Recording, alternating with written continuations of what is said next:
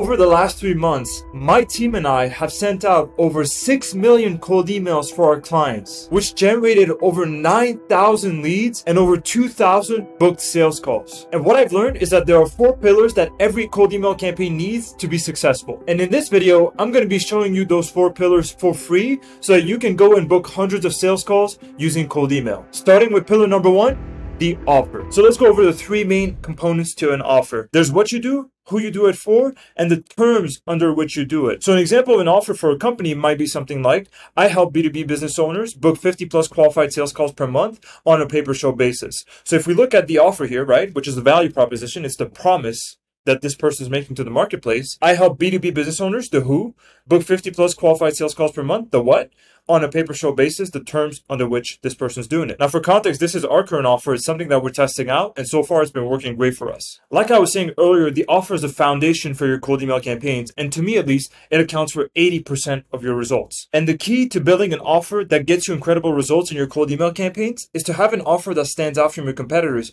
Because imagine being your prospect that receives cold emails all the time, or they see ads or whatever it is. If they're getting the exact same offer, the exact same promise from you and your competitors, even if your offer is incredible, it's not going to stand out and you're going to get average results. So the question becomes, how do you make your offer stand out from your competitors? And the key is to make it different and to make it better, which seems pretty obvious, but I'm actually going to give you some examples of what that can look like. But again, when I say make it different and better, you have to ask yourself, what are they used to seeing from my competitors? And that's how you can measure how different and better your offer is. It's by comparing it to the competitors. And the coolest thing is, as I say here, no matter what business you run, you can make your offer different and better if you're creative enough, even if you have the same service as everybody else. And I'm going to show you some examples later of how you can do that. Let's start with this first example though of how you can make an offer different and better by going over a marketing agency that would add a call center to its services, which is something that is common for marketing agencies to do. So a couple years back, what most marketing agency did is they said, I'm going to run your Facebook ads or your Google ads or whatever it was they would do, or YouTube ads, right? And that was the bulk of their services. And their promise was, I'm going to get you leads. At that time,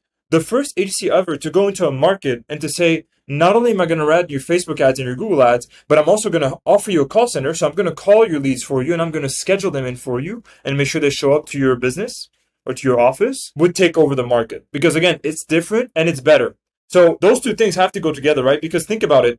It's not just about being different, because you can be different in a worse way. So if every agency offers a call center, they call the leads for their clients, and you're the only one that doesn't, you're different, right? But you're not better. So you have to stand out in a way where, because you are better, because you have a feature that other people don't have, it makes you different from what your competitors are doing. And that's why the prospects in your market are going to go with you and they're going to reply to your cold emails rather than your competitors. In this scenario, right, all you would have to say in your emails is, hey, yes, we do Facebook ads, but not only that, we also call your leads for you. And again, if you were the first person ever to do that, people would jump on your emails and you get a bunch of booked calls very easily. A second example of someone doing this is a SaaS. Imagine coming up with a new SaaS that is better than what everybody else is doing. And a really good example of this is Instantly.ai. This is the cold email tool that we use for ourselves and our clients to send the millions of cold emails that we do, right? And what Instantly did is they came into the market at a time where if you wanted to use a cold email software to automate your cold email sending, you would have to pay, let's say, $97 a month, but you can only have one email account in that software. Meaning that for $97 a month, you could only send maybe 50 to 100 cold emails per day. And that would limit the results that you'd be able to get from your campaigns. And what Instantly did is they came in and they said, for that same $97 a month, you can have as many email accounts as you want. So for the same price, you can send thousands of cold emails per day. And so at that point, as I say here, all that they would have to say in their emails, and this is probably what they did, even though I can't confirm this, I'm sure they did this to some degree, is you can have unlimited email accounts and send thousands of emails per day for only $97 a month. That is the thing that makes them different and better, right? They are better in that way. And because of that, they're different from what people are used to buying, what they're used to being pitched from these cold email softwares. But the next question that comes to mind here, if you're watching this, because I know I would have this question, is what if my service is the same as everyone else? Do I need to completely change it to get people interested in my offer? And like I said earlier, if you're creative enough, any business can be different, even if your service is the same. And let me show you an example of this. The key that I've seen a lot of people do successfully is to use guarantees in risk reversals to stand out from your competitors. So if you're the first company in your market to offer a guarantee for the same service as everybody else, you will stand out. Which means, again, that even if you sell what I call a commoditized service, which is a service that's easy to copy and everybody else is offering, you can still book tons of calls. Because if you're the only person saying, I guarantee these results, and all your competitors are not doing that, obviously the people getting the emails are going to go with you because they've never been guaranteed anything from your competitors. And so it stands out, it's different, it's better, and they're going to say, hey, this is actually interesting. Let me hop on a call with you. Another example of that is what I showed you earlier with the business offering a pay-per-show basis where people would only have to pay when people show up, right? That is also an example of a risk reversal where you're selling a commoditized service that anyone can sell, like cold email or paid ads or whatever it is, but you have different terms and a different risk reversal that makes you stand out from your competition. If you want more information on building offers, I'd highly recommend $100 Million Offers by Alex Hormozi, where you can read more on that. I learned a lot from this book. But once you've built your offer, keep in mind the job is not over, right? Because I was saying this earlier, the offer is 80% of your results, but if you mess up on any of the other 3 pillars we're going to go over, your campaigns still will not work. Which is why we're going to move on to the second pillar, which is the copy. So at this point, right, I've consulted with hundreds of B2B business owners, and some of them already had incredible offers because they followed everything that we discussed in pillar number 1. But despite that, their cold emails were not working. And that's because they weren't writing their copy properly. And I've noticed that there's 3 common mistakes that these people made with their copy, to the point where if you make any of these 3 mistakes, even if you have an excellent offer, your cold email will not perform as well as it should. So I'm going to be going over those 3 mistakes, and I'm going to be showing you examples of good cold email copy versus bad email copy. But before that, let's talk about what copy means. Copy is your script, for those who don't know. So copy is the actual words and sentences that you're sending in the cold email. And there's really 2 components to cold email copy that you should keep in mind. The first being the subject line, and the second being the body of the email, which is the email itself. This brings me to the first mistake that I see people make, which is to try to sell in the subject line, because the email obviously starts in the subject line. That's the first thing you see in your email inbox when someone sends you a cold email. And like I was saying, a lot of people try to sell their services in the subject line, but the goal of the subject line is not to sell your services, it is to get people to open your email and read the email. And funny story, the goal of the email is also not to sell your services, is to get people interested in the next step, which is typically to hop on a call. So I want you to see the cold email that way, where each step brings you to the next one. The subject line doesn't bring you to the sale if you're a B2B company selling high-ticket services. The subject line brings you to the email brings you to the call brings you to the sale. Now, obviously, there's more steps to that, but you get the point. An example of a classic successful subject line, which has been overused recently, but still we've tried and still works to some degree, is quick question. And an example of a bad subject line where people try to sell their services in the subject line itself is get 50% off our Facebook ad service. So you'll notice that the classic subject line of quick question, what it does is it creates curiosity that makes you want to open the email to actually find out what the email is about. And that's important because your subject line needs to create curiosity, and I want you to look at it that way. Now, it also needs to be relevant, right? But it needs to create curiosity. And when I read that subject line, it has to create a question in your prospect's mind. For example, if I see a subject line that is quick question, immediately I think, what question? And so I have to open the email to answer that question that is in my mind. I know I say question a lot, but hopefully you get the point. Another example of a really successful subject line that we've used by emailing remodelers is more remodeling jobs. So if I'm a remodeler and I get an email that says more remodeling jobs, immediately in my mind, I ask myself, what remodeling jobs? Or what is this about, right? Because I want more remodeling jobs. That is what I want the most. So it creates curiosity. It induces a question in my mind. And now I have to open the email to find out what it's about. I'll show you some more examples of subject lines later. But here's the thing. Once you're done with the subject line, we have to move on to the body copy. And the framework that we use to write it is the POCC framework, which stands for personalized line, offer, case study, and CTA, which means call to action. So you'll notice that some of them are optional and some of them are required. And the reason for that is because, like I was mentioning in pillar number 1, the offer is really 80% of the results in my experience.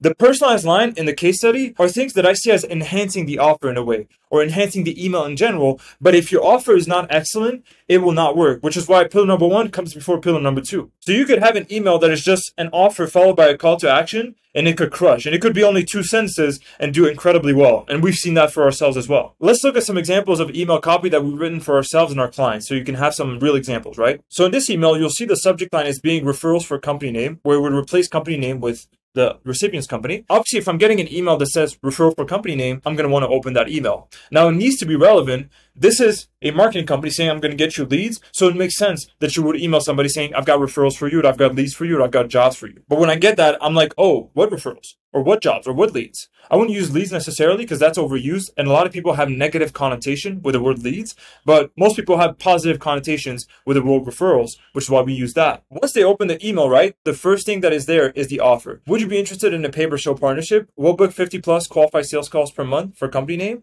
You only pay us when they show up. Followed by the call to action. Can I send you a 4-minute video explaining what we do, our pricing, and who we work with? Reply with yes, and I'll send the video. You always need a call to action. If your email is just an offer, it's not going to perform. And really what the call to action is just telling people what they need to do to get the offer or to move on to the next step, which in this case is to receive a 4-minute video that explains what we do, our pricing, and who we work with. So again, this email here crushes it for us. And that's because, like I was saying, you don't necessarily need a personalized line. You don't need a case study. It is helpful, but just having a really good offer followed by a really good call to action can do very well for you. Here's another example of cold email copy where we start with the offer. Again, similar process. Would you be interested if we send you agency clients on a pay-per-appointment basis? This is an old offer that we tried. We'll run your cold email. You only pay us when we book a qualified appointment for you. Followed by not a case study, but proof, which does the same thing, right? It gives us authority and it gives us trust. We've worked with well over 100 agency owners and have done webinars with Go High Level, Joel Kaplan, etc. So big names that a lot of these people that we're emailing know about. Followed by the call to action, which is a shorter one, right? Interested? Just reply yes, and I'll get back to you on how this works. And you'll notice that at the bottom, there's even more proof. In a way, another call to action where we can tell them go to check out our YouTube channel, because on there, and you're on here right now, right? There are case studies from some of our clients that they can see. Now, just a small note, if you're going to do something like this, I would recommend having a follow-up to your email. So emailing them again in a day, because they might actually go to your YouTube channel, forget about your email, but see that you're actually credible and then never reply. So by having a follow-up, you can remind them like, hey, I'm still here. Right? Now that you've seen some examples of good copy, let me move on to the second mistake that people tend to do when they write their cold email copy, which is to write long and bulky copy. So you'll notice if you go back to the ones that I just showed you, right? It's very short, it's very straight to the point, and it's very spaced out, which makes it easy to read.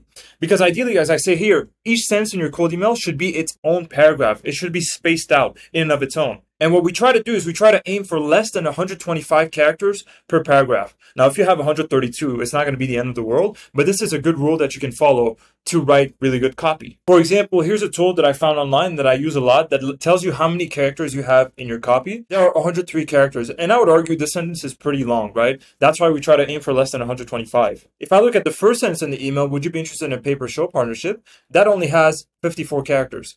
Right? So again, you want to keep them short and space them out as I did in this cold email copy. All that I've shown you is really good copy. Let me show you an example of bad cold email copy so you can really contrast the difference between great copy and bad copy. Imagine you get an email like this. This is a random email I found on the internet. It's a fake one too. But you get a bulky email like this that tries to sell you everything up front. As soon as I see these big paragraphs, I don't know about you, but immediately I don't want to read it because in my mind, it's a lot of work. That's why spacing it out gets you better results, is because it's easier to read. Just compare this copy to the one that I showed you earlier, right? You see this in an email or you see this in an email. Which one are you more likely to read? Probably this one, because the second is way easier to read. And the easier it is to read, obviously, the more people are actually going to finish reading it. They're going to get to the call to action. They're going to read that and they're actually going to do it. And the key to making your cold emails easier to read is to not say more than you need to, which I know sounds simple, but something that I like to think to myself whenever I'm writing copy is to ask myself, is this sentence useful, right?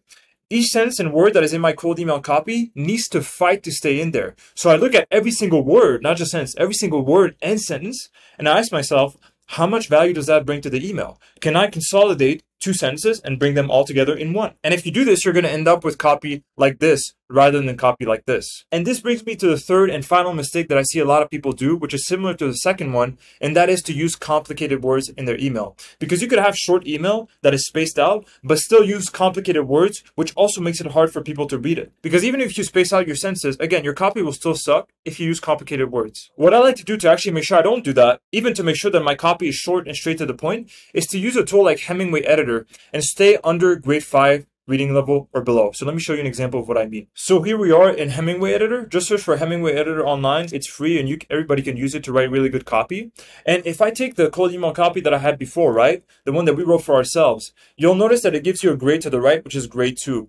The lower that grade, the easier your copy is to read. So what I like to do is I like to put our copy in here, and not just for cold email, by the way, for any copywriting, and to make sure that my grade here is 5 or below, because if it's higher than that, it's obviously hard to read. And something else that I like to do is to take every sentence separately, like this one, for example, and measure them separately against each other. So if I just look at this sentence, it says grade 7. The reason for that is probably because there's company name here. If I just change out to for you, because the word itself was complicated, right? It is grade 5. So this would be replaced by the actual person's company name, which would bring it out to grade 5, as long as they don't have a really long company name, right? Now, if I compare this copy to the bad example that I showed you earlier, look at the difference, right? So you can immediately tell how big of a difference there is in terms of the grade, which is 16 now, incredibly hard to read. And you'll notice that there are a lot of very hard to read sentences in red. So an easy way to improve the script, as I was saying earlier, would be to just space the sentences out.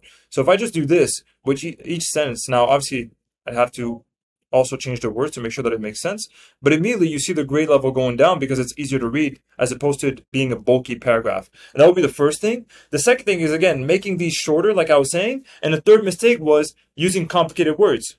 I want to avoid words like unique, blend, even technology if I can, quota, methodology. So you got to ask yourself, would a kid, maybe a 9-year-old kid, right, who is good at English but not excellent, could they read my copy and fully understand it? And I can tell you for sure that if they see words like unique blend of sales technology and experience, methodology, even though you know what that means and I know what that means, they will not. And the key is, even if you're emailing people like doctors or surgeons or PhDs, or you think to yourself, the people I'm emailing are super educated and they're going to be able to read this, keep in mind, having high grade levels in terms of readability doesn't just mean that some people will not be able to read it. It also means that even if they are able to read it, it requires more mental effort and more mental bandwidth, which means they're less likely to actually go through your copy. So no matter who you're emailing, mistakes number 2 and number 3 do apply, and you got to make sure to have spaced out copy that is short and that uses simple words. Now, a couple of more important notes on the copy before we move on to the third pillar. Avoid spammy words as much as you can in your copy. And an easy way to do that is to go to Google and just search for a list of spam words email, right?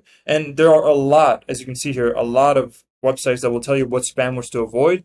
Typically, it's things like, here are some examples: act now, don't hesitate, order now, urgent, free, free trial, free gift, guarantee, risk-free.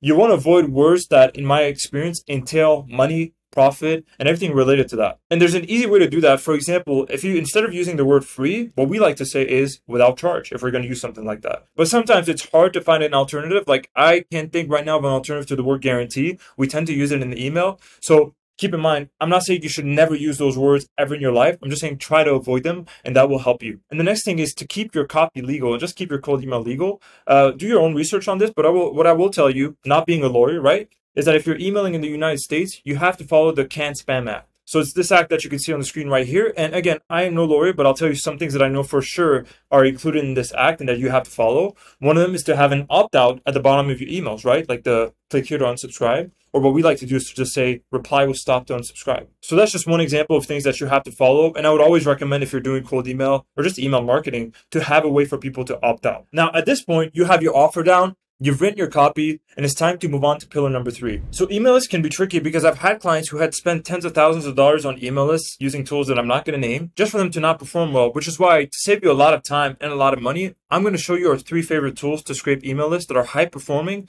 and cost effective. And I'm also going to go over the one common mistake that I see a lot of people do with their email lists that ruin the results that they get with their cold email. Starting with tool number 1, which is D7 Lead Finder. So I've used D7 Lead Finder a lot to target local businesses, and I think it's really good for that purpose. The pro to D7 is that it is cost effective, and you can get huge lists for only like $100, like a list of 30, 40,000 leads. But the con is that it's competitive because a lot of people use it, and some of those emails are outdated. Now, whenever I tell you that a list scraping tool is competitive, doesn't mean you shouldn't use it. It just means you should consider the fact that the results you're getting with this list are probably half as good as the results that you might get if you find a list that no one else is using. But don't get me wrong, we use D7 a lot for our clients, and it gets really good results, as you saw from the data at the beginning of the video. So here I am on the website of D7 Lead Finder, so it's d7leadfinder.com. What I recommend that you do is that you go to the plans and you get the professional plan, which is $120 a month. You only need to pay that for 1 month, honestly, because it lets you scrape 100 daily searches per day, which what it really means is that it lets you scrape 100 cities per day for any keyword of your choice. A keyword would be the niche, right? The industry that you want to scrape. So for example, I might scrape chiropractors or Like I said, it's great for local businesses. We've used this a lot. And if you use this tool for 30 days in a row, every day you scrape 100 cities, at the end of the month, for whatever industry you want, you've scraped the top 3,000 cities in the country. So if you're doing this in the United States, you will have, depending on your market, a list of tens of thousands of emails. And again, it only costs you $120. The one thing that I'll say about D7 that I see a lot of people make mistake with is do not just put in a random keyword here. And also you would not want to use this section. You would want to use the bulk search section. Do not just put a random keyword here for whatever you want to scrape. Use the keywords that they give you. So the recommendations, I've had way more success doing that. And again, you're going to use the bulk search where you can select the country. You can select the cities you want to scrape here. And the thing is, D7 Lead Finder, once you get the professional plan, are going to give you options to just pick the top 100, top 200, top 400 cities in the United States. But what you can also do is just scroll down here and go to the United States as an example if you were scraping that country, and you'll find the top cities here that you can just copy and paste and use. So the second tool that we like to use on top of D7 Lead Finder is Outscraper, which scrapes from Google Maps because they have a lot of options. We use the Google Maps scraper specifically. So this is obviously a very good tool for targeting Google categories from Google Maps. The pros are that it's cost effective. It scrapes live, so it's up to date, unlike D7. D7 has old data to my understanding. This tool will go and scrape the data from today that is available right now on Google Maps. And it's also less competitive than D7. I don't know as many people using a Google Maps scraper as opposed to D7 Lead Finder. There's not really a con to it. I believe it's a bit more expensive than D7, but like marginally so. So I would highly recommend that you use this tool as well for targeting any business that is on Google Maps. So here I am in Outscraper. Like I was saying, it's a great tool to scrape Google Maps data. So if I, let's say, go to Google Maps, and again, I'm just going to give you an example for a brick and mortar business. I want to scrape a gym in Miami. When I was saying that it's great for scraping categories, you see how it says gym under the gyms here? So that's what I'm referring to. So it is not a tool that is going to work for scraping anything that is not categorized in Google Maps. So if I want to do gyms or marketing agencies in Miami, here you go. Advertising agency, marketing agency, those are two categories that I can scrape using Outscraper. A mistake that I've seen my team do that I'm going to tell you about so you can avoid it is to put a keyword here, again, that is not a category straight from Google Maps. Same thing as with D7, you only want to use what is available on Google Maps. So if it says marketing agency here, I'm not going to go into Outscraper and say marketing agencies with an plural. I'm going to use the exact keyword and they give you the option here that is in Google Maps, and I'm not going to use anything else. I personally also like to select exact match, which makes it so that it ignores other categories that Google might add. So if I say I want to scrape marketing agency as a category, it is only going to scrape businesses that have exactly marketing agency as a category. It would not do, for example, advertising agency. You then want to select United States, select the entire country. I like to put a limit of 50,000 just so I can control our costs because we're using this for our clients. You can also not have a limit and just tell it scrape as many emails as you want. But the thing with Outscraper, as you can see here from their pricing, is they charge you per record, right? So the more emails you scrape, the more you're charged. It's not like D7 that gives you 100 and you can use as many as you want for $120 a month. It'll charge you per 1,000 records. So $3. And then once you scrape 100,000 businesses in a month, it's $1. So for you who's watching this, you're probably going to stay at the $3 range because you're probably not going to scrape 100,000. So if you're scraping 50,000 records, you're spending $150. And obviously, the more you scrape, the more you pay. That's why we put a limit to it. So again, we can control our costs and we can reduce those variables. But something else that you have to keep in mind, right, is if we go back to Outscraper here, not only am I going to scrape the emails, which is its own cost, the $3 per 1,000 records, but I then want to extract emails and socials. Make sure to select this option. You're not going to select anything else except ignore without emails and delete email duplicates, which I like to select as well. And if you want phone numbers, you can select phone numbers. But again, there are additional fees for that. From there, I can go to the advanced parameters. Just make sure delete duplicates and use zip codes is on. It should be 500 here. You can't really have more than 500 searches per place that you're searching, and then you can get the data. And again, like I was saying, going back to the pricing, just so you can control your costs here, you know what to expect. It's $3 for the records, right? Just for the businesses. So this will just get you the business information. The emails and contact scraper is another $3 per domain, is another $3 per 1,000 domains. And this is going to take the website of the business and is going to find their email. So like I was saying, it's a bit more expensive than D7. D7 might be $120 for a list of 10, 20, 30, 40,000 people. This might be 300 or 400. So obviously very well worth it, especially if you sell a high ticket B2B service, but just something to consider. And let's now go over the third and final tool that we like to use for ourselves and our clients, which is Apollo. You might know about it. It's a very popular tool.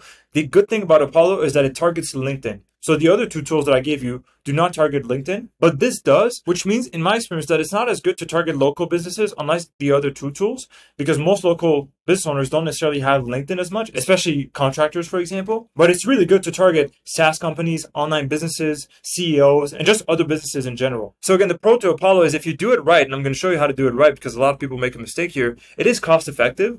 The con is that it's also competitive. And again, another pro that I haven't mentioned here is you can target pretty much anybody as long as they're on LinkedIn. So here I am on the Apollo website. Let me just log in here and show you exactly how it works. I do not use Apollo for sending out emails. That is something that we do with Instantly, which is a tool I mentioned earlier. But if I go to the search option here, I can scrape email lists. So as you can see, they've got a total of 274 million records, which is a lot. And I'll just tell you some of the things that you need to do, and I would highly recommend you do if you're going to use Apollo for scraping your list. The first thing is to go down to email status here and make sure to select at least verified. And they've added this recently, which is likely to engage. I like to use that as well. Not as well, but just likely to engage by itself. The next thing is to go to the location. You'll notice this is structured a lot like the LinkedIn Sales Navigator because it does scrape from LinkedIn. Go to the location and select wherever you want the people to be located in. So if I want to scrape people in the US, I'll go United States. The next thing is I usually go to job titles and I will select job titles, right? So if I'm trying to email the owners of companies, I will probably go with owner, CEO,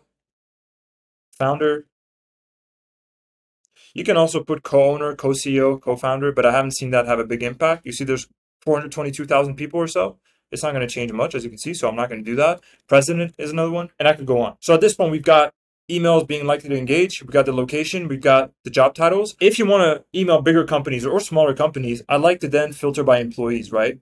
They also have a revenue filter. I personally haven't had the most success with it, so I'll just go off employees. You can either select the options they give you, or you can select a custom range and say, I only want businesses that have between 7 to 50 employees as an example, and that's what's going to come up. Obviously, the list is now smaller. And usually the last step that we go through when we scrape from Apollo is we'll go to industry and keywords, because right now I have CEOs, employees, presidents of US businesses with 7 to 50 employees, but they're not category specific. There's two things that you can do in this section to find people that are more targeted.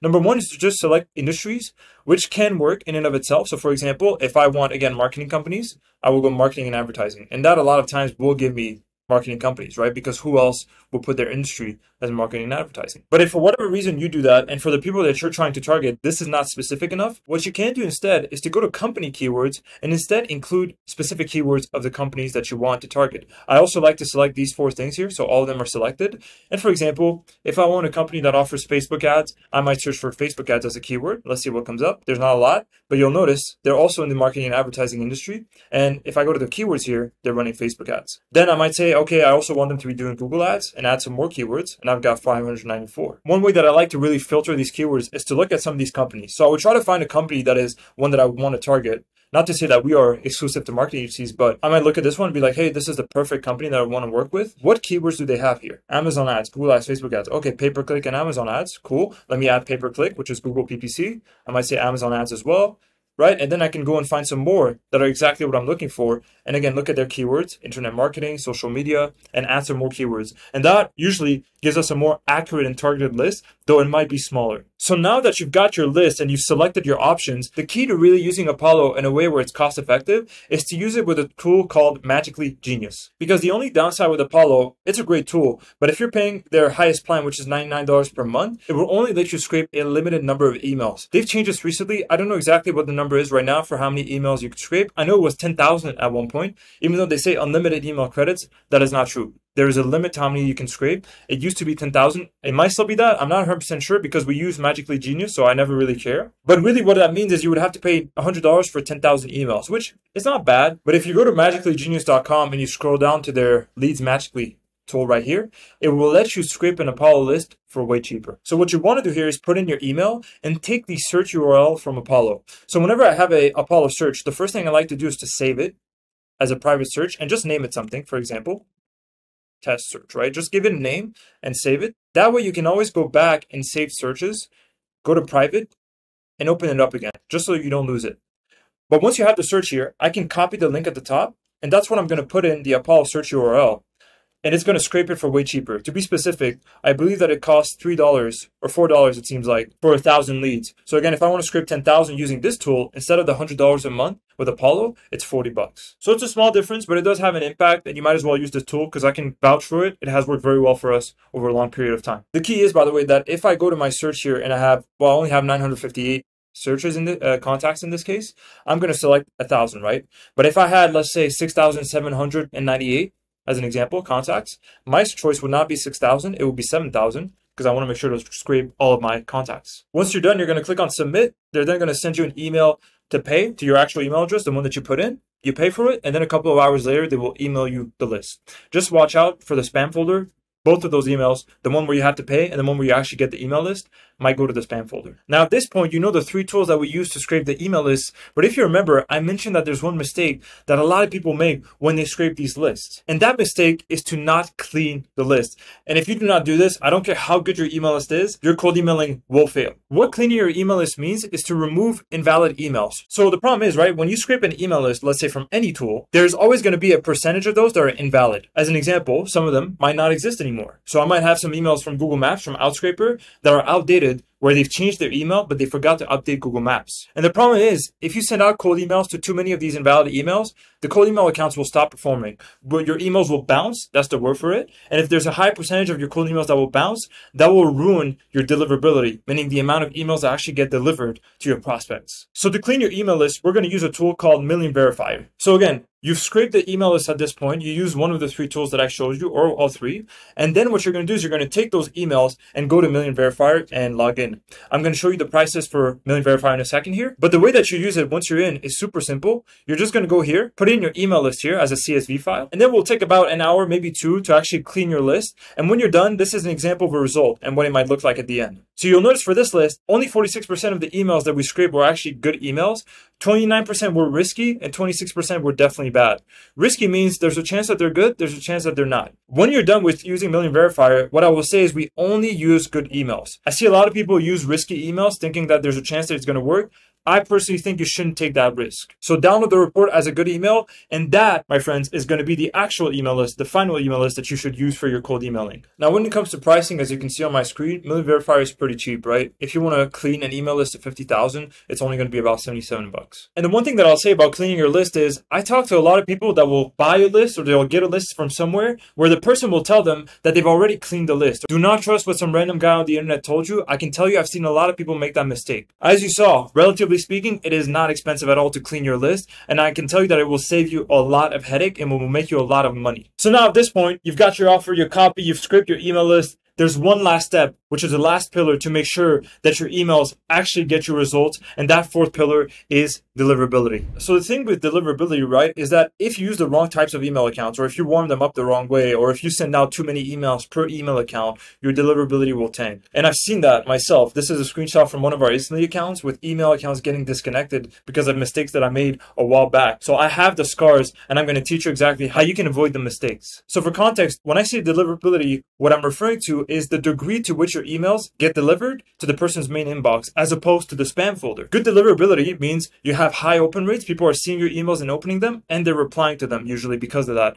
assuming your copy is good and you followed pillar number 2. Low deliverability means that your emails are probably landing in spam, which means people are not seeing them, which means that all the work that you've done for your offer and your copy was for nothing. The main keys to high deliverability that I've seen is first to not use your primary domain for cold email. So what I mean by that is I'm never going to go and send out cold emails from b2bscale.io or b2bscale.com. I'm going to buy separate domains such as theb2bscale.com or yourbtbscale.com that are strictly for cold emailing. Because what will happen over time is your domains will get blacklisted, they will get burned, which means they'll stop working, especially over a long enough period of time. And you don't want that to happen to your main domain, which you use to email your clients or to email your team members maybe. Another thing to keep in mind is you want to warm up your email accounts for at least 2 weeks, ideally 3 to 4 weeks before you start sending out cold emails. And something else is to stick to .com domains. So I'm never going to go and buy a domain for cold email that is b2bscale.xyz. If it does not end with .com, and there are some others that work, of course, but .com is the most proven one. And you're going to want to buy them from somewhere like either GoDaddy or Porkbun. So the place from which you buy your domains matters. If you buy them from Namecheap, from what I've seen, that can lead to worse results overall. So the thing is, guys, it would take me over an hour to go over setting up the entire system, but luckily I have made a video and it's on this YouTube channel as well, which is a full tutorial where I show you step by step how we set up the cold email system for our clients. To watch that video, go to the first link in the description. It's about an hour long and it goes in depth into every step to set this up successfully for yourself. And that is it for this video on how to do cold email the right way. If you want our team to do this for you, right, you can find a link in the description to book a call with us. If not, totally fine. Feel free to go watch that one video that I told you about where we set up the entire system from scratch so you can learn from that and do it for yourself.